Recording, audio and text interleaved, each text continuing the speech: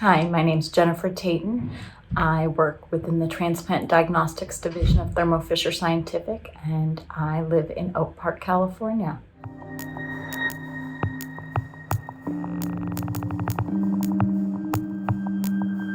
I've been fortunate enough to have two babies that are very healthy, but my first pregnancy was a bit scary. I was diagnosed with preeclampsia at around 32 weeks. I didn't have any risk factors really leading up to it other than swelling, which I just attributed to a few extra Rice Krispie treats or other snacks that I had treated to myself since I was pregnant. I had gone for a regular checkup with my doctor, did a urine test, and they also did a blood draw. And the results of both lab tests came back that I had very severe preeclampsia with very low platelets.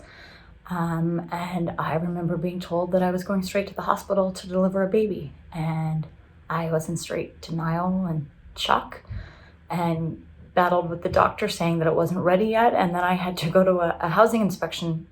And I just really had no clue what was in store for me because I was just in straight shock.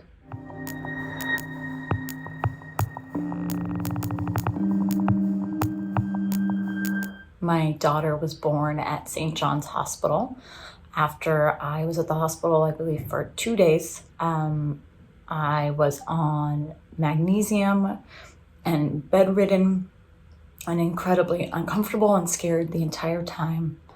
And then I was scheduled for C-section, and then something happened with the electronic record system, which went down all over the United States. So I was actually on the table about to go into C-section, and then they had to reschedule for later that night when the system came back up and running.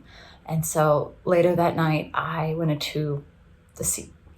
underwent a C-section again, and my daughter Tyler was born at 3 pounds 1 ounces, and they said that she was a fighter because she came out screaming. And I remember being able to kiss her on the forehead, and then they whisked her away to the NICU. And I just remember being in shock and pain and terrified that I didn't know what was happening with my daughter because I didn't get to hold her.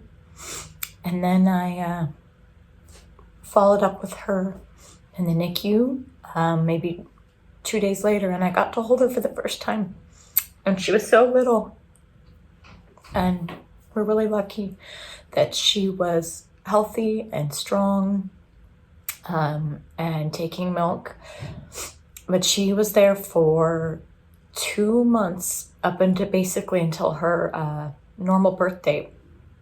And we were there all day, every day, pretty much as we could be there with her. And she was in an incubator being fed through a tube, and then later on would get bottles, and we would sit there and feed her, sing, and she just grew. And we were just very lucky that she didn't have any health complications. And the staff at the hospital, all the doctors, nurses, physicians, they were incredible.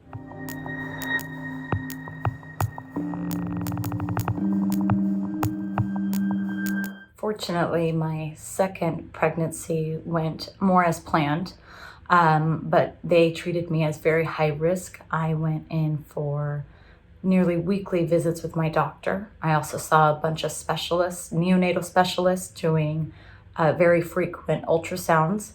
I took progesterone early on in the pregnancy, which was not covered under my insurance plan, which is very expensive. I also took aspirin daily to try to not develop any preeclampsia.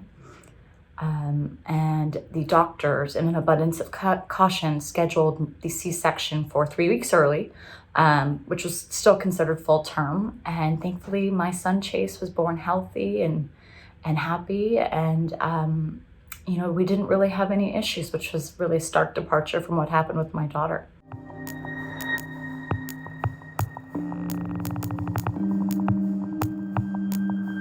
We were really lucky with my son being born very healthy and not having any bouts of preeclampsia.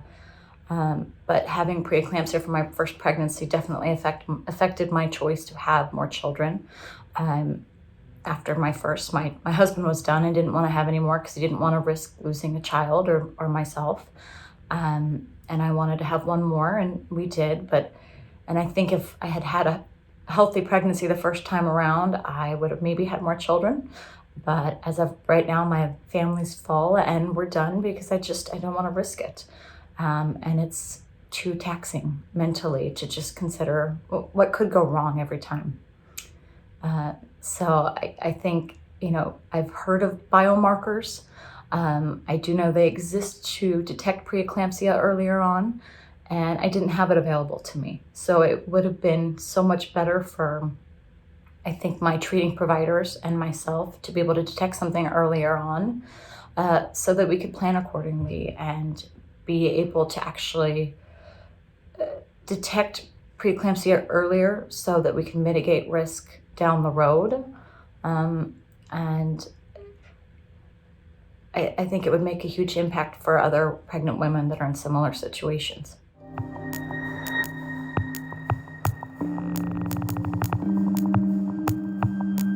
Prior to my first pregnancy, I had never really heard of preeclampsia before.